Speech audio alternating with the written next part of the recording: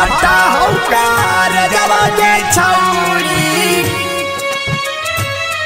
गे छौरी जगले होई जाहो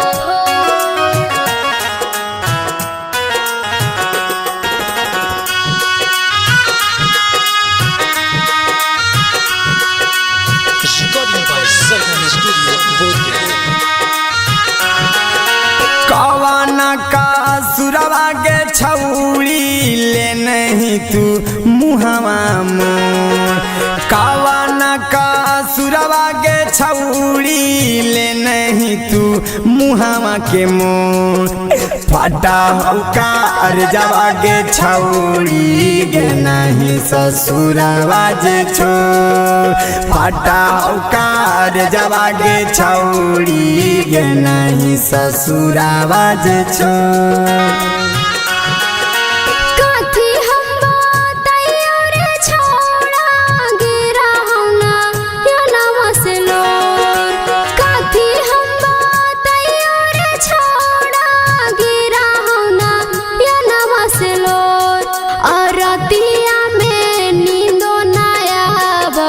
जगले होई जाहो भोर अरतिया में नींदो नया बहु जगले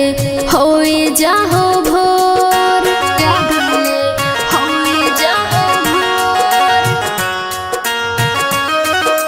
गे नहीं ससुरावा जे छोर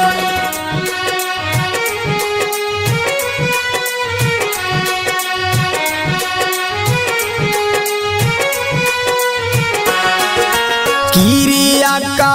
समा गे छौरी दे नहीं तू कहे तो किरिया का समा गे छौरी दे नहीं तू कहे तो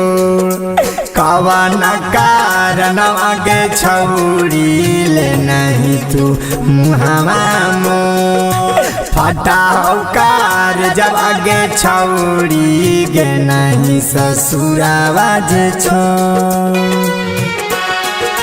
माई बाप कल कर छोड़ा गलती ना हो कई मोर माई बाप कल कर छोड़ा गलती ना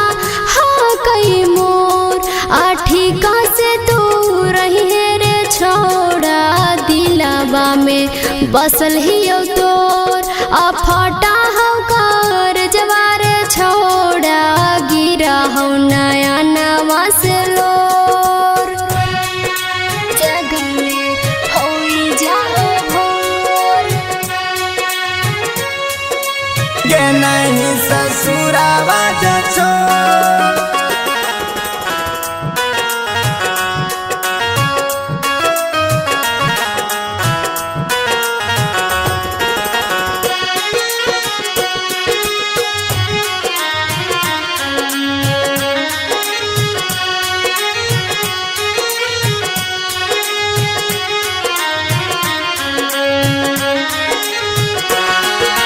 तानी को ना